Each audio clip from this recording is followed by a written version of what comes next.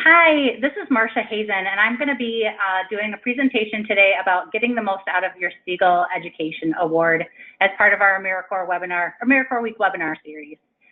So the reason that this topic is important to me is because I've been involved in AmeriCorps for a number of years. I did a year of AmeriCorps Vista, several years back now, and then I did 2 years of state and national. And I discovered that after I got my first education award, I was really excited to use it and had some student loan debt. And I went ahead and used the entire award all at once, and then discovered some things that I had wished I had known beforehand. And so having done subsequent years of service, I decided at that point that I wanted to learn everything I possibly could about the AmeriCorps Education Award so that I wouldn't make the same kind of mistakes my second year and second time using it. And then, at that point I was like, hey, that's really great information and I'm glad I learned it, but I should probably now share this with others. So I've been sharing this presentation now with AmeriCorps teams, my team originally, and then I've shared this at the Michigan Member Celebration and via webinar and various training opportunities sort of throughout the state of Michigan. So this is kind of something that's really important to me, and it's information that I want to make sure that everybody is able to access.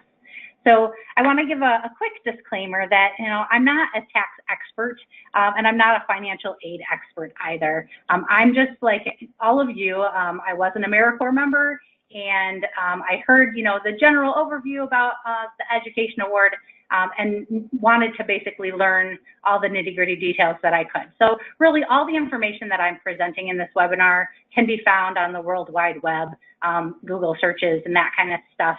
And the Corporation for National Service has a lot of different resources out there, but it's just hard to kind of pull all that information together on your own, especially if you don't know exactly what you're looking for.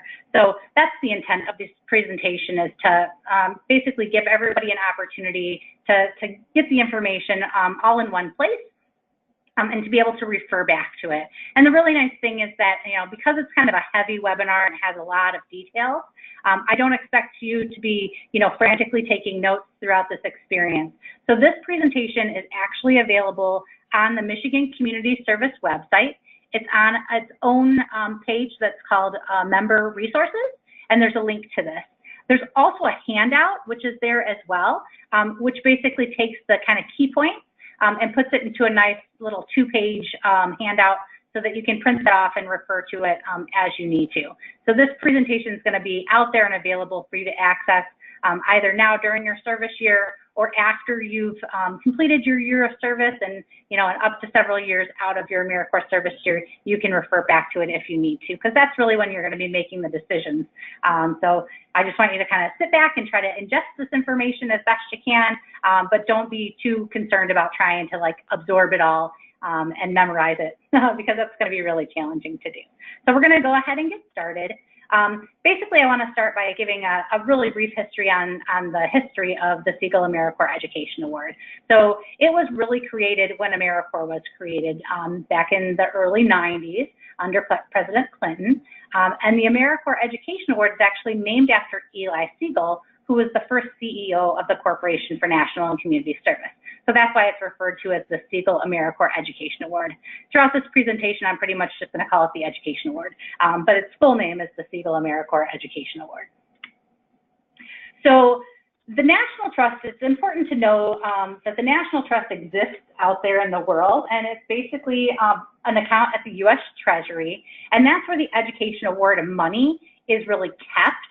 It's also where the interest accrual payments that members that have their loans in forbearance, where those kind of monies are kept. So, from year to year, sometimes you hear that, AmeriCorps funding is, not solidified or in jeopardy. But I want to help you be rest assured that the money for your current program year and for your education award and the interest accrual payments gets deposited in this National Service Trust during your service year. So it's there and waiting for you. So even if funding for AmeriCorps were to end sometime down the road, and while you still were able to utilize your access to your AmeriCorps Education Award, the money for your award is going to be waiting for you here. So that's where the money is. And again, it's going to be there for you when you need it. So the AmeriCorps portal is how you access all of your education award benefits.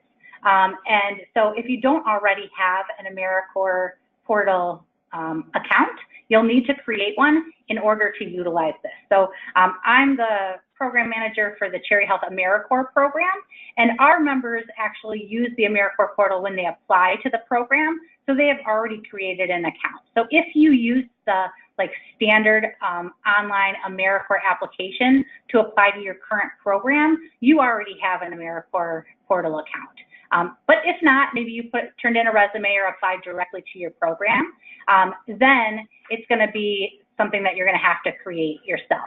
So you basically go to the myamericorps.gov website, and there you can create an account, and you'll be utilizing this throughout the years.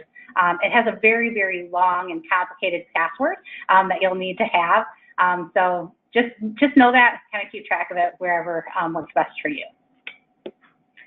So you can utilize your Segal AmeriCorps Education Award for two different things. You can use it to repay qualified student loans or to pay for current educational expenses at an eligible educational institution, which is a mouthful. So throughout this presentation, we're going to talk about each. But the nice thing is that you get to really decide how you want to utilize your education award.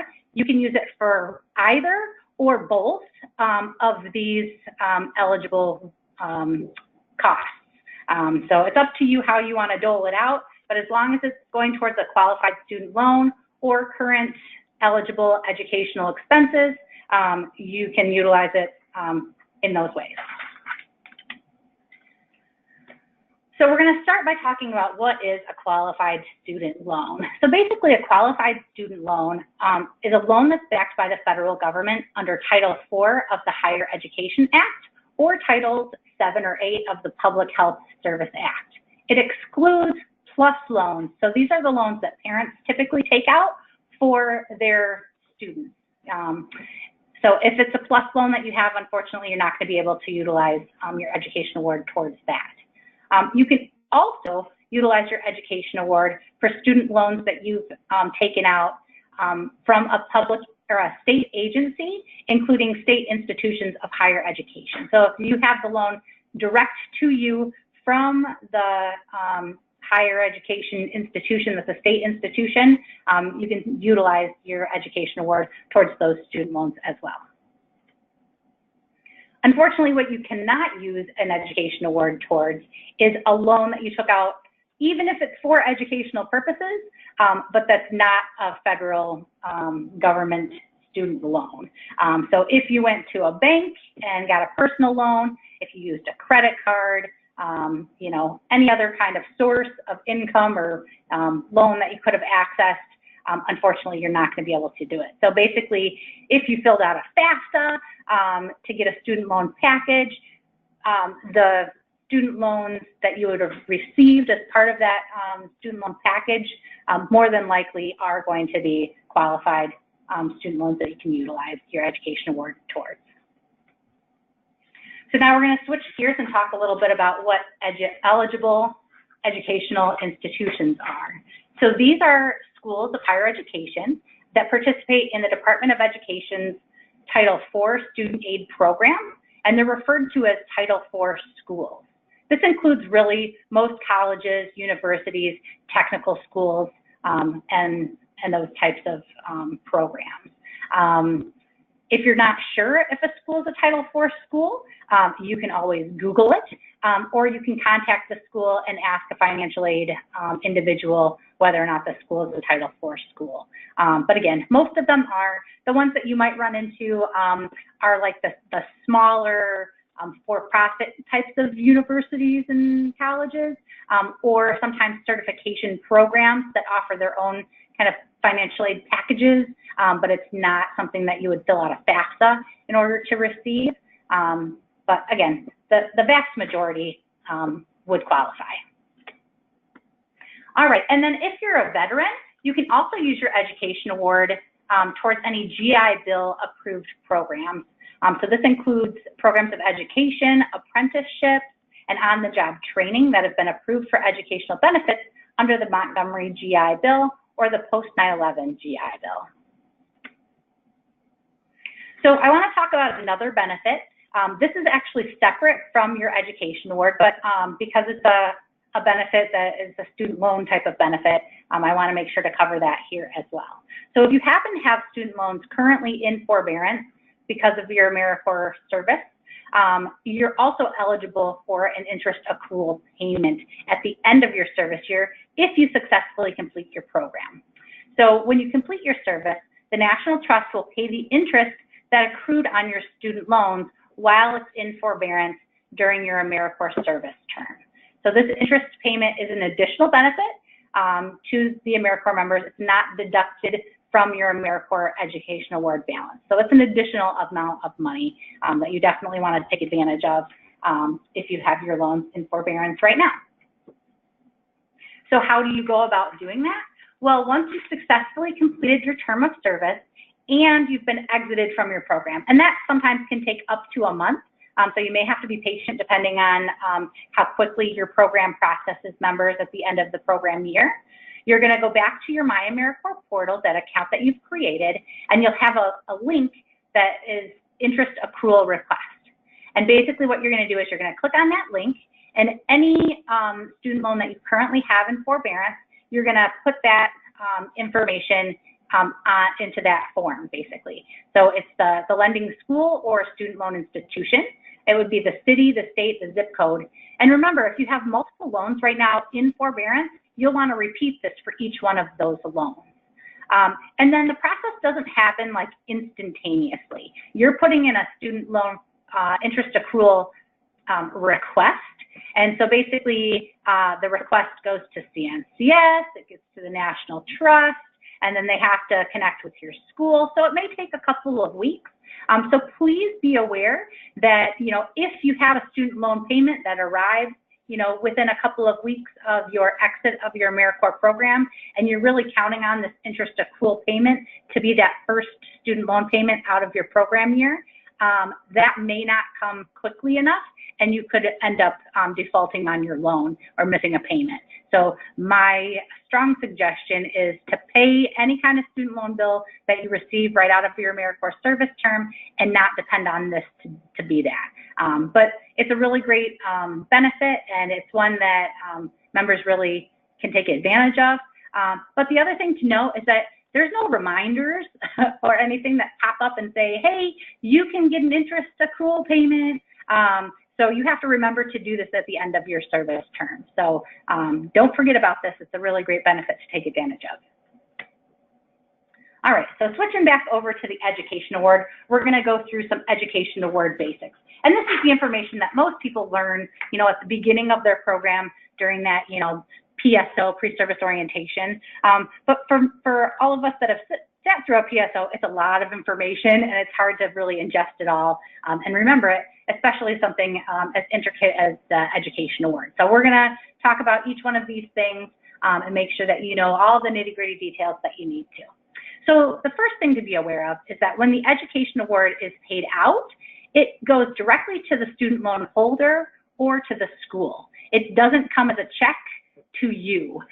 So you're not going to be able to cash that check and then have the money then in order to pay your school or the loan. It goes to them. You do have 7 years from the point that you earn your Education Award to use it. And again, you earn your Education Award upon successful completion of your program year. So it's at the end of your program year is when that clock starts. The Education Award payment is considered taxable income the year that it's used, not the year that you earn it, but the year that you make payments or that you have Education Award payments paid out either to a school or to a student loan. And this was the thing that I was unaware of. So when I finished my year of VISTA, I was absolutely broke. My, checking and savings accounts were pretty much drained. And I used my entire Education Award all at once to pay down a substantial chunk of my student loan bill. And then I discovered come tax season that I had to pay on that amount of education award as income, and they don't deduct any interest out of that before paying it. So it's kind of an added expense that you need to be aware of. And so that's something to just be aware of and make sure that you're considering that, and have some funds saved up and ready to utilize that if you have a tax burden that you need to then pay. Members can earn the equivalent of up to 2 full education awards. So it doesn't matter if you're a full-time, half-time, or any of the shorter-term AmeriCorps positions. Basically, you can earn up to 2 full education awards. So you can do 2 full years of service and earn 2 full education awards, or whatever length of programs that equal 2 full education awards. And then, like I mentioned before, you can use it all at once, or you can divide it up and use it in smaller portions. You can use some towards student loans, you can use some towards current educational expenses. It's really up to you how you want to utilize it. So, think about all your different options, and make the decision that makes the most sense for you in your situation. Everybody has a different situation, different circumstances. So I don't provide information about what exactly you should do. But for me, and going back to how I spent my education award, at least my first one, if I had it to do over again, I would have spread it out and maybe used part of it one year and part of it the next year over the course of 3 or 4 years, because again, I had 7 years to use it. And then that tax burden would have been also spread over that 3 or 4 years. So it would have been less kind of all at once when I really was unprepared for it, and didn't have money saved up to pay towards that. There's also an opportunity to transfer an education award, but it's only in certain circumstances. So if you're an AmeriCorps Vista member, unfortunately, this option is not offered to you at all. You're not eligible for it. But if you're a state and national member, you have to be at least 55 years old at the time of your service to be able to transfer it. And you can only transfer it to a child, a stepchild, a foster child, an adopted child, or a grandchild, a step-grandchild, I think a foster grandchild, or an adopted grandchild. So you can't transfer it to a spouse, you can't transfer it to a cousin and uncle and aunt or anybody like that. It needs to be a child or a grandchild, and only for certain types of members. All right, so something relatively new that I learned is that there's also education award extensions. So this can extend out that 7-year period so you have additional time to utilize your education award. It's really important to know that you have to apply for an extension prior to your education award expiration date. If it's gone beyond that expiration date, you just forfeit whatever you haven't utilized. So things that you can request an extension for is basically completing a subsequent term of service. So if you're an individual that's done a year of service and you've earned an education award, and then you do another year of service, you can get an extension for the length of your second term or your subsequent term added to that first education award, or you can request that. Also, if you serve in the Peace Corps or in the military, you can request an extension for the period of time that falls within that award usage period. So Peace Corps, it's a 2-year commitment. Military can be even longer than that. So you'd be able to extend out your 7 years by the length of time that you serve in either the Peace Corps or the military. Also, just kind of like within your AmeriCorps service, there's certain opportunities to either suspend your service or exit your service for compelling personal circumstances. That kind of also applies with your education award. So if you have some compelling personal circumstance that happens, you can request an extension for that. So some of those compelling circumstances would be a serious illness, injury, or disability to you as an individual, a death, serious injury, illness, or disability to somebody in your immediate family, so yourself, your spouse, your children, or if there's a large natural disaster in your area, and that makes it really challenging for you to utilize your education award. So if you need to request an extension, again, you go to that My AmeriCorps portal, and you'll click on the My Education Award link, and then there's another link inside of that menu that's Award Extension Request. I personally haven't done this, so I don't know all the nitty-gritty details involved, but I assume that you fill out some type of a form, and then you'll probably have to provide some sort of supporting documentation to talk about your circumstances in order to be able to submit that request. So another thing that I want to make sure that members are aware of is matching institutions. So if you want to utilize your education award to pay for educational expenses, there are lots of colleges and universities across the country that will match the education award dollar for dollar. And it's just like free extra money. It's more like a scholarship than the actual education award in the fact that you won't have to pay taxes on the amount of the match. The match is more like a scholarship. So the matching institutions give you an opportunity to basically double the value of your award dollar for dollar. So the easiest way to do that or to find out those colleges and universities is just to Google AmeriCorps matching institutions, and you'll get a list. Last I knew, it was about 180 colleges and universities. I haven't checked that number recently, so it probably has continued to increase. One thing to just be aware of is that, especially for the larger universities, it's not usually the entire school that will match, but it's the College of Public Policy or the College of, Public Health. A lot of things that are kind of service-related types of studies oftentimes will match. But for some of the smaller colleges, some of them do match regardless of what program you decide to basically focus on while you're in their school. So these are some additional benefits as well, in addition to just the matching, that you might want to look and see if there's available for you if you're considering, furthering your education after AmeriCorps. So one is an application fee waiver. So my program happens to be a health-focused program, and so a lot of my members go on to either medical school or public health school. And so I know specifically for schools of public health, there's an application waiver of $120 for active AmeriCorps members. So oftentimes they're serving in AmeriCorps and they're applying for the following year to go to school. So if they're currently serving in AmeriCorps, there's a waiver that they can get just because they're an AmeriCorps member to waive the fee for that application. There's also AmeriCorps scholarships that lots of colleges and universities offer. So again, you may want to just take some time, and if you're considering a school, contact their financial aid office and ask, hey, do you have any AmeriCorps scholarships or, alumni scholarships that I might be able to utilize? Same thing for graduate programs. So if you're planning on going on to graduate school, there are national service fellowships out there that allow you to basically receive fellowship funds for graduate work that you're doing because of your national service experience. And then there are some schools that will give you course credit for the service that you did during your AmeriCorps service term. They may require you to write a paper or to do some kind of presentation in order to earn that course credit. But again, it's always something that it's worth, doing a little research and reaching out to see if maybe there's some other benefits that you could receive because you've been an AmeriCorps service member or you currently are. All right, and then we have people that are like, I've already gone to school, I'm not really planning on moving forward, but I'm gonna have this education award, I don't know what to do with it.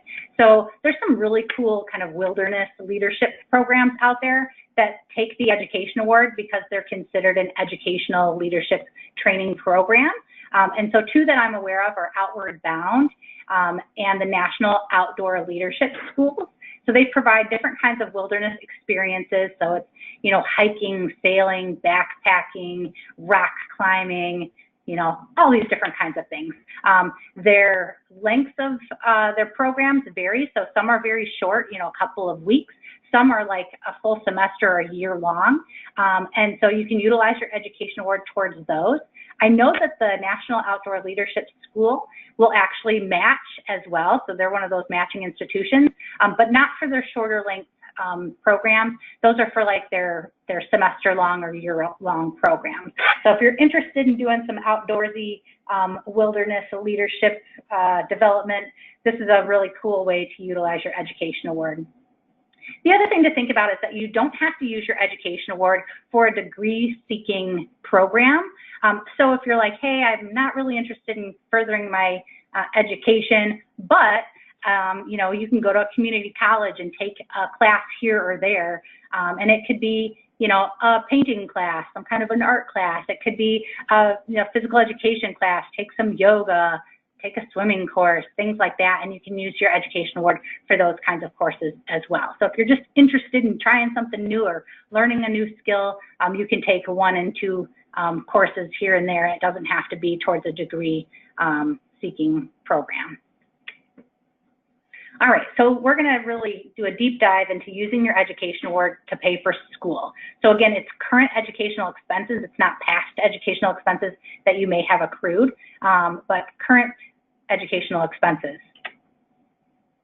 So the big thing to be aware of is that when you're filling out your FAFSA, that free application for federal student aid, there's one piece that you want to make sure that you remember, because this can really help with your financial aid package.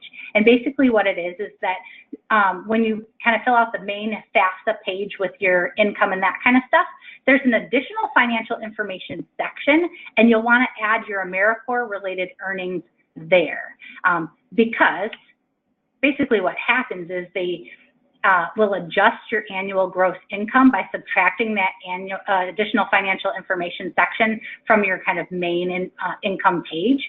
So let's say, for instance, that your only source of income during your service term was your AmeriCorps living allowance. For financial aid purposes, if you list it on your main page and then you list it on that additional financial information page, they'll subtract one from the other, and then your income looks like it's just $0 for that. But let's say you have another source of income, maybe you have a part-time job or a spouse and somebody else that's bringing in income. It's still going to help reduce your total income because of that AmeriCorps financial information section. So it's your living allowance that you earned, it's the education award that you've used, not that you've earned, but that you've used, and also any of those interest accrual payments that you've received. So that all goes into that additional income section, obviously, of the actual tax year that you're using for the FAFSA. So FAFSAs are a calendar year, whereas AmeriCorps service years oftentimes overlap a couple of different years. So it's the amount in that particular year that you'd be putting on the FAFSA. All right, so now we're going to jump into some financial aid kind of basics so you can understand how the education award works towards educational costs. So the first concept to be aware of is cost of attendance, or COA. So this is the amount it costs to attend a college or university, and they're the one who sets that amount. They decide each year, this is how much it costs to attend our college or university, and it includes tuition and fees, room and board, books, supplies, and transportation. And for some schools, it can even cover the cost of a computer, so like a laptop. You can use your education award for any costs that are determined by your school as cost of attendance. So it's not just for tuition, it can be for any of those things. So that's important to know. So when you're when they're filling out or figuring out what the need is for your student loan package, if you fill out your FAFSA, the second concept that you need to know is your expected family contribution, or your EFC. So this is the amount that you or your family, if your parents still claim you on their taxes, are expected to contribute towards the cost of your education. And this is based on your income and assets from the previous tax year. And then they figure out the need because they basically subtract one from the other. The difference between total cost of attendance and the expected family income, that's the amount that they can offer you in your student loan package or your financial assistance package. So here's one thing to just be really cautious about, and it's called over-award status.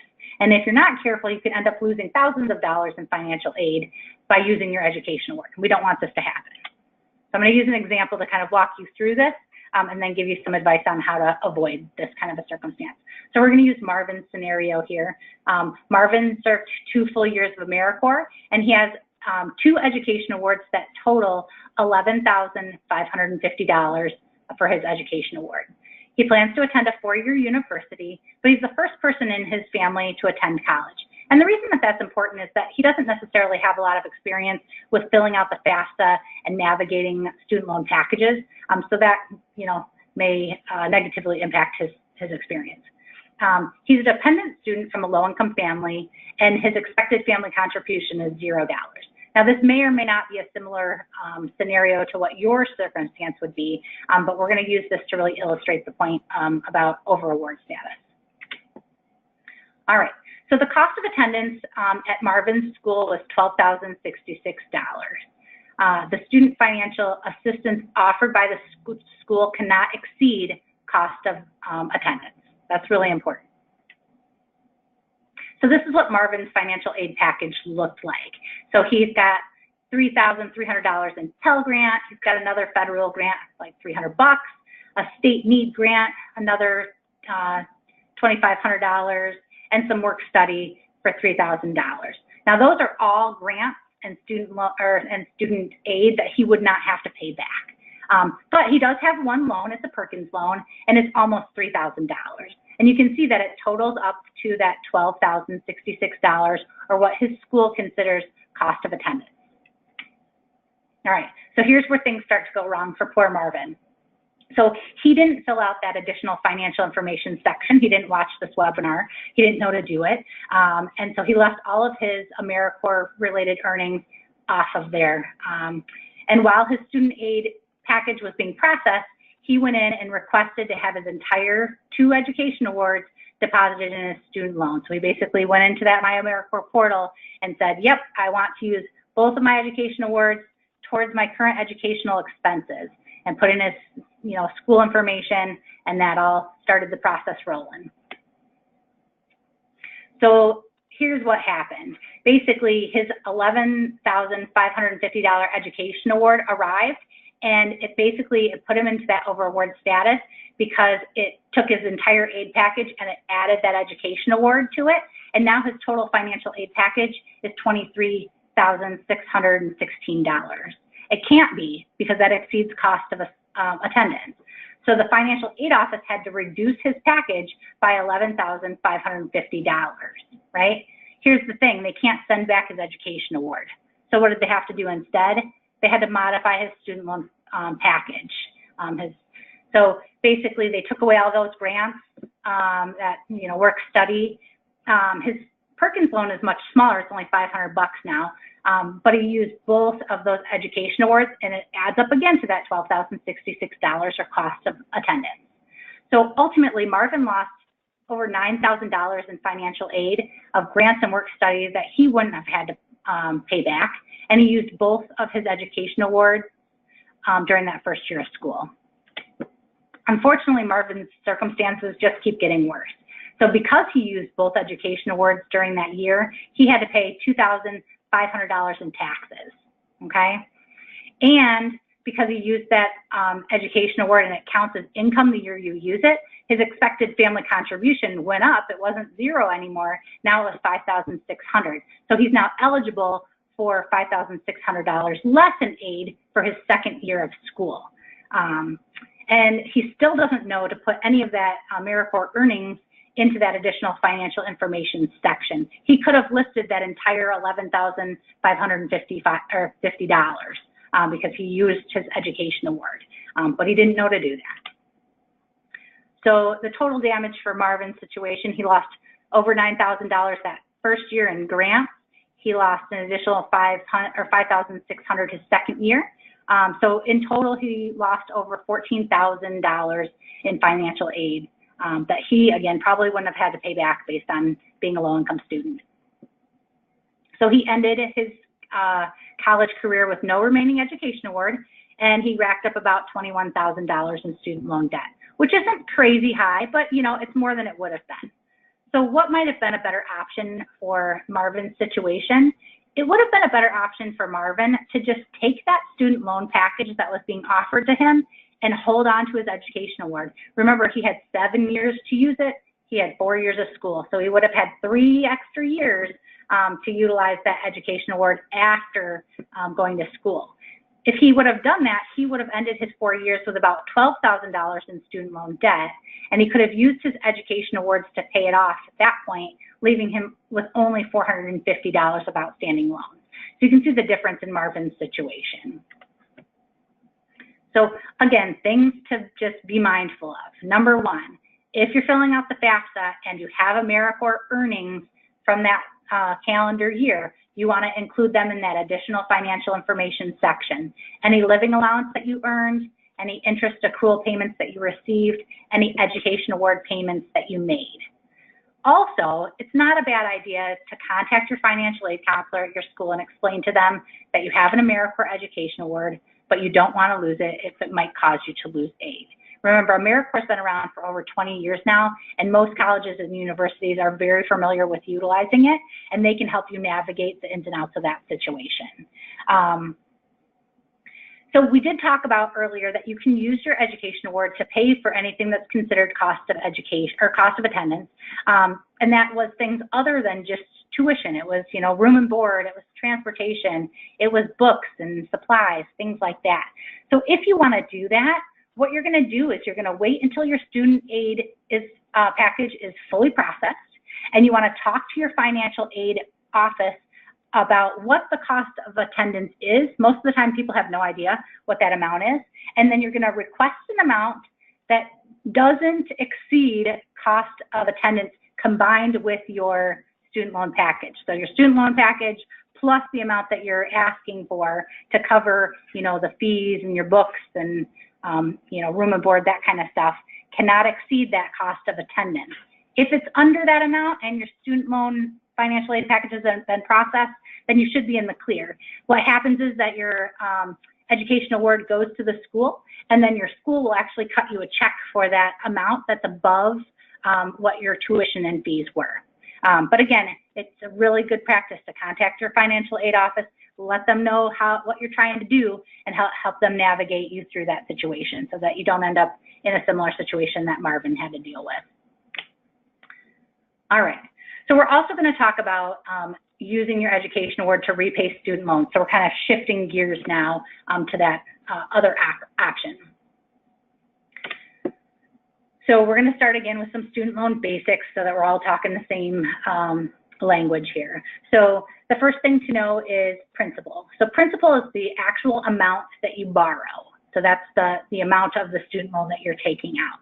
And then there's interest. And interest is the money that's added to your principal that the lender ultimately gets to keep. It's the reason that they're making you the loan in the first place, because they profit off of that interest. So if you're utilizing your education award or any portion of your education award to pay a student loan, what you're going to be doing is basically making a lump sum payment to your student loan holder. You're not going to be using it to pay a monthly student loan bill. That's not how it works. You're going to pick an amount that's larger than just 1 month's worth of student loan, and you're going to send a lump sum amount from your education award to your student loan holder. And then what can happen is one of two things. Your student loan holder can either advance out your payments, or they can use that lump sum to pay down the principal. So we're going to talk through both of those options and how you go about doing those, as well as pros and cons of each. So advancing your payments, this one happens really automatically. This is what student loan holders are going to do with payments that come in if you don't contact them and say, hey, this is how I want it to be applied. So basically what happens is that it allows you to take like a little student loan payment vacation, because the lump sum goes to them and they extend out when your next payment is due. They postpone your next payment by the amount of money that lump sum payment was able to cover of your student loan payments. I didn't really say that very well, so I'm going to use this as a way to clarify that. So let's say that your student loan payment is $100 a month. It's a nice round number for us to work with. And you have a full education award of $5,815, and you want that entire amount to go as a lump sum payment to your student loan holder. What they're going to do is advance out your loan by 58 payments. So it's the amount that 58 payments of $100 a piece would cover. So ultimately, you would not have to make another student loan payment until 58 months later, so about 4 years and 10 months, all right? So some things to consider about advancing your payments and this option.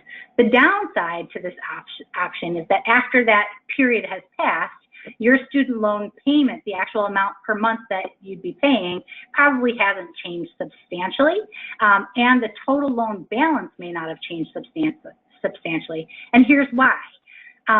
Basically, what they do when they get any kind of payment or a lump sum payment is they pay the interest first, and then they pay the principal. So the larger amount goes towards the interest, which then they keep and put in their pocket, and just a little bit goes to paying down your principal. So the more principal you have, you'll continue to accrue interest based on that amount. So the smaller your principal is, the slower you're accruing interest, and vice versa. The larger your principal is, the faster you're accruing interest. So by advancing your payments, you get that student loan break, which is fantastic. You don't have to worry about making payments, but they're going to be paying the interest first and paying less on the principal. But here's the thing to keep in mind. Even if you decide to take a student loan break, and again, you don't have to use your entire education award. You could do a lump sum payment of like $1,200 and have that cover, a year's worth of student loan payments, or 6 months, whatever it happens to be, and just give you a time to sort of get on your feet, get established in a good paying job, hopefully, and be more, prepared and ready to take on that monthly student loan payment. But in the meantime, in that, student loan vacation that you do if you have them advance out your payments, you can still make payments whenever you want, of however much you want. Typically, there's no kind of downside or penalty for doing so. So you could make smaller payments. You could make less frequent payments. So let's say, that $100 is too much, but you could do $25 a month. You could still do $25 a month, in between. Or if you get a windfall of money, let's say you get some birthday money or some holiday money, something like that, you could put that towards your student loans at that time. So you can continue to pay down the principal and the interest still by using this option. All right, so the next option that you have is using that lump sum payment from your education award towards your student loans and having them apply it to the principal to just pay down your principal. So this option basically uses that lump sum, pays down the principal. This is going to reduce your loan balance. All right, so pros and cons to this one. We'll start with the cons. So the biggest downside is that you don't get any of that student loan vacation, right? So even if you make a lump sum payment of whatever amount, you have it applied to the principal, the very next month, you're going to get a student loan bill and they're going to expect you to pay it. All right. But if you have some money either saved up or you jump right into an employment opportunity and you're able to do that, that might be the better option for you to, again, pay down the balance and the principal. And so the pros are, over time, it's going to help you pay less over the life of your total loan, and it may also lower your monthly payment amount. So if you have a really large student loan payment, a monthly amount, and you want to get it down to a more manageable amount, making a large lump sum payment towards the principal may help to reduce your monthly payment overall as well. So if you want to go this route, you're going to have to really contact your lender and tell them this is what you want to have happen. And this is what I actually did with my second education award. So I contacted my student loan holder and I said, hey, I have an education award. I'm getting ready to send in a lump sum payment. I hadn't done it yet, but it's going to be X amount. And I would like you to apply that entire amount to the principal. And then during that time, you'll want to be taking notes. So you want to record the date and time that you made that call and even ask who you spoke with. And it's a really good practice to, once you have that conversation and they say, yeah, we can totally apply it towards your principal, ask them to put it in writing and to send you that so that you have a written notification that that's what's going to happen. And be ready to follow up and be persistent. So again, this is what I did. And then sure enough, that lump sum payment went and they advanced out my payments.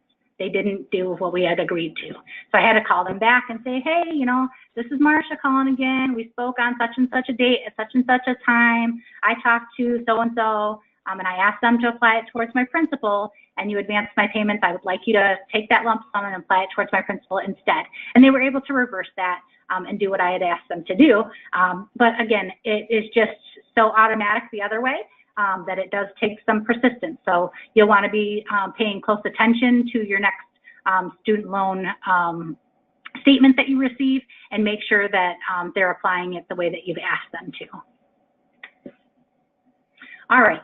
Sometimes members talk about wanting to consolidate student loans during their AmeriCorps service term, or maybe after they've completed their service term.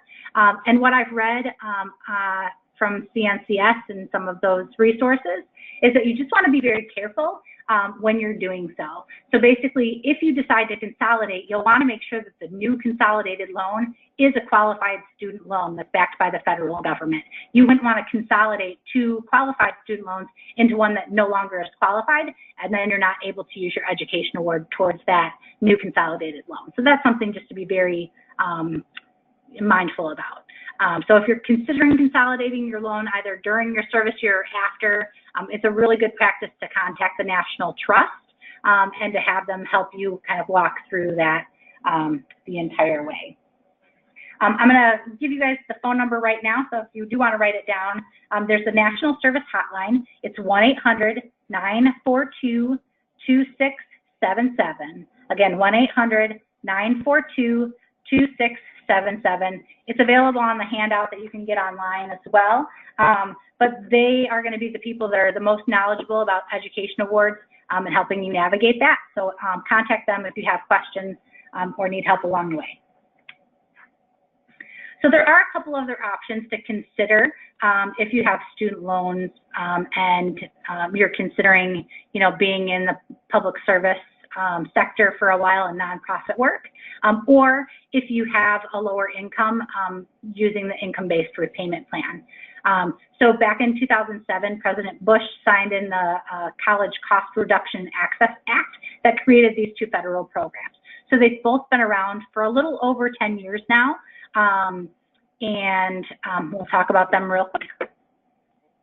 So the first one is the Public Student Service Loan Forgiveness Program, also known as PSLF. So this program offers forgiveness for outstanding federal direct loans, very specific, just federal direct loans, for individuals who make 120 qualifying payments, which is 10 years worth of payments, while working full-time in a public service job. So a public service job is nonprofit types of jobs, teaching jobs, firefighters, you know, if you're working in government, those kinds of jobs would be public service jobs. The challenge with this program is that you don't actually apply for the program until the 10 years has passed. And so if you're working in public service jobs and you're planning on utilizing this program, what you're going to want to do is go onto that finaid.org, and there's an employment verification form that you're going to have your employer fill out along the way. Because in 10 years, you may be at several different nonprofits or different school systems, things like that. So whenever you're working full-time for a public service job, you'll want that employer to fill out a verification form for you. And then at the end of the 10 years, that's when you actually apply for this program. The other thing to be aware of is that the 120 qualifying payments, they don't have to be, what's the term? Shoot. One after the other. So you can have a break in there. So let's say you work full-time in a public service job and then you're laid off for 6 months or something like that, and then you get back in a public service job. So that 6 months just doesn't count.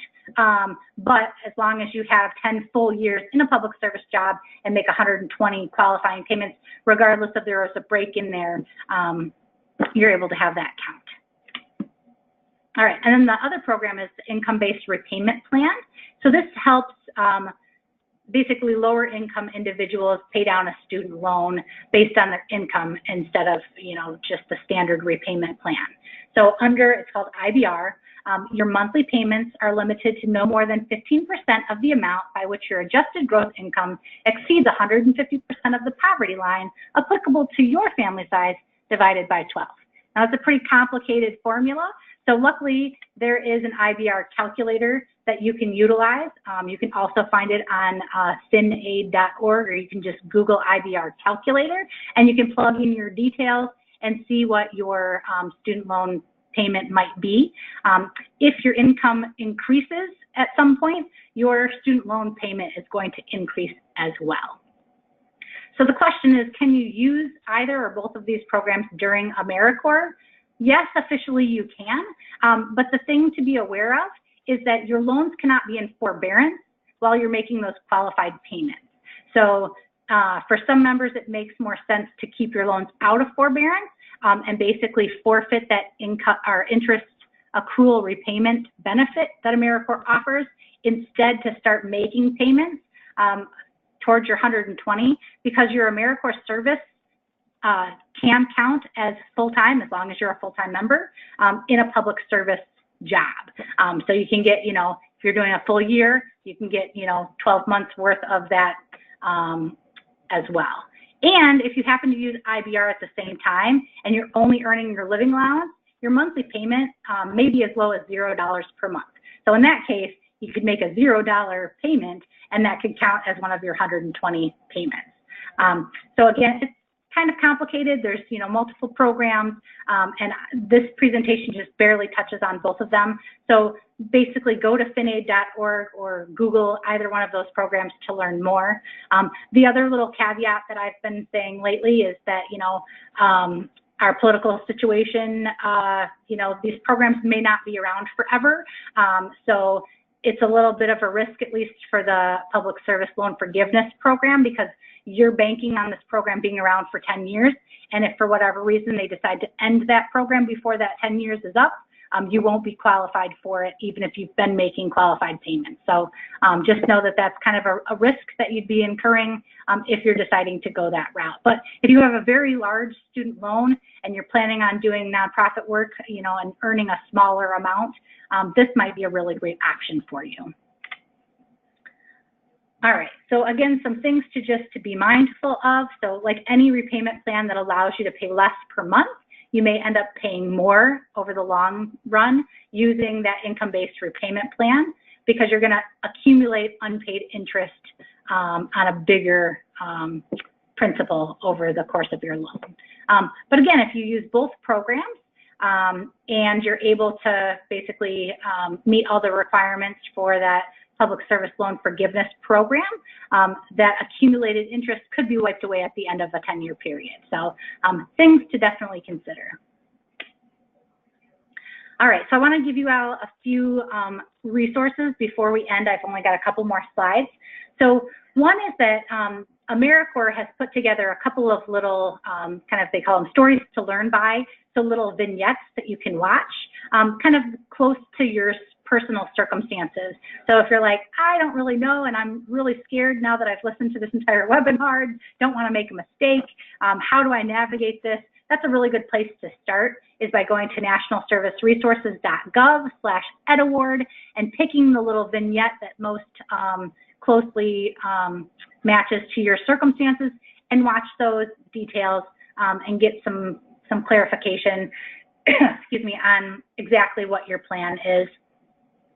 Contact the national national service hotline, and ask questions. They're going to be a really great resource for you.